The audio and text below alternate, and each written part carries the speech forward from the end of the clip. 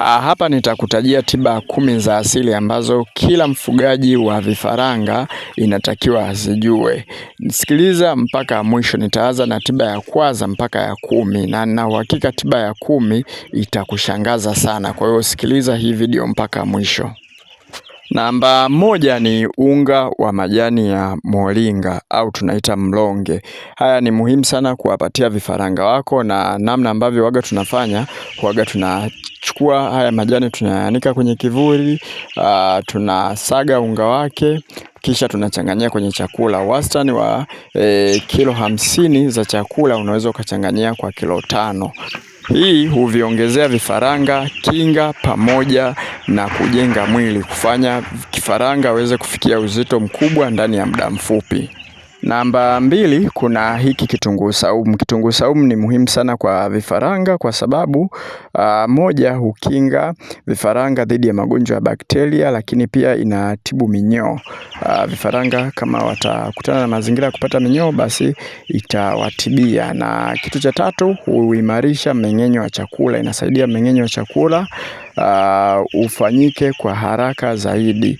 Na namna ambavyo unaweza ukaandaa kitunguu saumu kimoja kizima, sio punje, unasaga au una blend, unaweka kwenye maji lita 10, unawapa vifaranga wako. Namba 3 ni tangawizi. Kama hii hapa unayoiona hapa, unaisaga, unaweka kwenye maji lita 10, unawapa vifaranga wako. Itawasaidia sana kwa kinga na mafua, lakini pia na kutibia na mafua. Vifaranga wakiwa wadogo kama hivi unakuta wanapiga chafya. Kwa hiyo ukiwapa tangawizi hii hapa itawasaidia sana kupunguza hilo tatizo, lakini pia itawasaidia kwenye mmeng'enyo wa chakula. Hii hapa hakikisha unawapa walau mara 2 kwa wiki. Namba 4 ni haya majani ya mwarobaini. Majani ya mwarobaini tunashauri sana matumizi yake yaanze kwenye wiki ya 2 na kuendelea. Ni kinga ya magonjwa yote ambayo yanasababishwa na virusi, lakini pia huu mwarobaini unatibu sana vizuri magonjwa ya kuhara kama vile typhoid, kipindupindu na magonjwa mengine kama vile coccidiosis. Itumie hii hapa jagi moja lile la lita 2, blend, weka kwenye maji lita 10. Itakusaidia sana kwenye hilo eneo. Namba 5, hii ni tiba muhimu sana.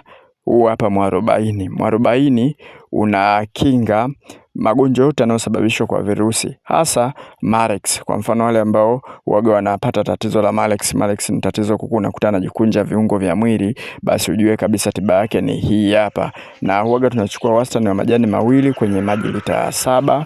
Basi ukiblend vizuri kabisa ukawawekea, unakuwa unawakinga kuku wako, lakini pia kuimarisha kinga dhidi ya magonjwa ya bakteria kwa vifaranga wako.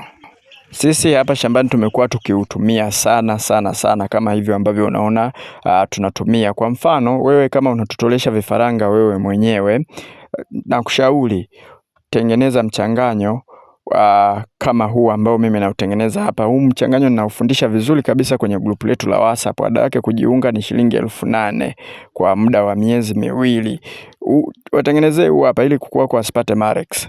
Ukiwatengenezea huu mchanganyo ambao hapa mimi nautengeneza, kuku wako hawatapata Marex, hawatapata kideri, hawatapata gumboro. Magonjwa yote ya virusi utakuwa umewakinga kwa kutumia huu mchanganyo ambao unauona hapo. Kikubwa wewe jiunge na kundi letu la WhatsApp. Lakini pia hata kwenye hivi vitabu vyetu tumeelezea vizuri kabisa hizo kinga pamoja na matibabu ya magonjwa. Mfano kitabu cha ufugaji wa broiler, safari ya ufugaji na ufugaji bora wa kuku wa kienyeji. Hii ni miongozo ambayo tumeweka kabisa chanjo za asili ambazo unaweza kuzitumia kwa kuku wako, wawe broiler, wawe chotara, wawe kuku wa mayai, wawe kuku wa kienyeji. Pia tiba za asili tumeweka tiba zote za magonjwa. Hivi vitabu gharama yake ni shilingi 10,000 na ni soft copy, tunakutumia kwa njia ya WhatsApp. Kumbuka kujiunga na kundi, gharama yake ni shilingi 8,000 kwa muda wa miezi 2. Hiyo ni ada ya muda wa miezi 2. Namba 6, bwana, nitakushangaa sana wewe mfugaji ambaye unafuga vifaranga alafu huyajui haya majani na hujawahi tumia haya majani ya mpapai. Majani ya mpapai ni tiba muhimu sana kwa vifaranga kwa sababu magonjwa yote ya kuhara yanatibiwa kwa kutumia haya majani ya mpapai. Lakini pia ina vitamini kwa wingi na waboost kuku wako wakue vizuri. Lakini pia inaimarisha kinga. Kwa mfano ugonjwa wa gumboro. Ugonjwa wa gumboro unaweza kukingwa tu kwa kutumia majani ya mpapai. Na kitu kingine ni kwamba majani ya mpapai haya ukiwa unawapa kuku wako, kwa mfano wale wanaotaga wale, ukiwa unawapa utakuwa unapata mayai yenye ubora sana, na hivyo itasababisha upate vifaranga wazuri sana. Yaani itasababisha upate vifaranga wazuri sana. Ngoja niwaambie kitu kimoja. Kwa mfano labda wewe hapo una incubator. Sisi pia hapa KingoFarm huwa tunatengeneza incubator. Hizi za kutengenezwa zinafanya kazi vizuri sana. Kama unahitaji tutafute, tutakuuzia. Unatutolesha mayai, halafu vifaranga wale unawalea tena wewe mwenyewe. Sasa kitu ambacho utakuwa unakifanya, wale wanaotaga wale tunasema breeders, yani mama wazazi wale, utakuwa unawapa mara kwa mara majani ya mpapai ili kuweza kuimarisha kinga zao, ili upate vifaranga wenye ubora wa hali ya juu. Utakuwa unapata vifaranga wazuri sana. Na tiba nyingine muhimu sana ambayo nitakuwa ujue kwa ajili ya vifaranga ni pilipili. Pilipili bwana huwaga zinaondoa stress kwa urahisi sana, hasa kipindi hiki cha baridi kali. Huwa inaondoa ile stress ambayo inatokana na baridi. Ukiblend ukawawekea kwenye maji yao wanayokunywa, basi vifaranga wanakuwa vizuri sana. Lakini pia hii pilipili ni kinga na tiba ya magonjwa yale ambayo yanaathiri mfumo wa upumuaji kama vile mafua. Hiyo ilikuwa ni tiba ya 7 kwa vifaranga, na tiba namba 8 ni haya majani ya mpera. Sasa nisikilize vizuri. Majani ya mpera na kushauri wapatie vifaranga wako kuanzia wiki ya 2 kwenda mbele.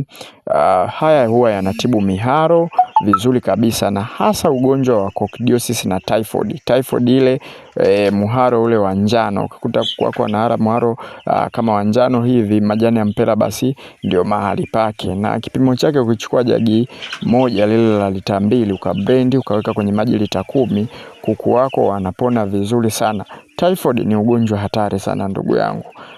Katika ugonjwa ambao hautajwi na ni hatari, ni miongoni mwake ni typhoid. Pia kuna majani ya mchaichai. Majani ya mchaichai ni muhimu sana kwa vifaranga wako. Tena yale pale huwaga tunachemsha. Unachemsha kama unavyochemsha chai. Kwa mfano labda ukichemsha majani kwenye maji uliweka lita 1, chemsha mpaka maji yale yapungue, yabaki nusu lita, kisha wapatie vifaranga wako.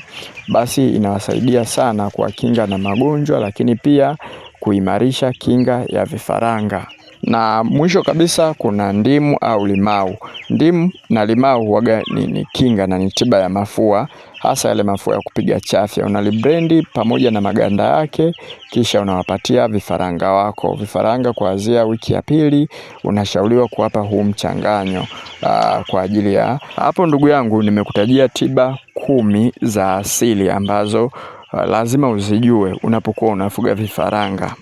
Kwa wale ambao mnahitaji incubator, unaweka order, tunaitengeneza. Tukimaliza kuitengeneza incubator yako, tunakutumia. Inachukua ndani ya siku 2 au 3 hivi, unakuwa umeshapata incubator yako kwa uaminifu zaidi. Mikoani tunatuma kote, sehemu yoyote ile ambapo upo, incubator itakufikia kwa uaminifu mkubwa. Tumeshafanya hii biashara na wafugaji wengi, na incubator zao wamezipata ndani ya muda vizuri kabisa.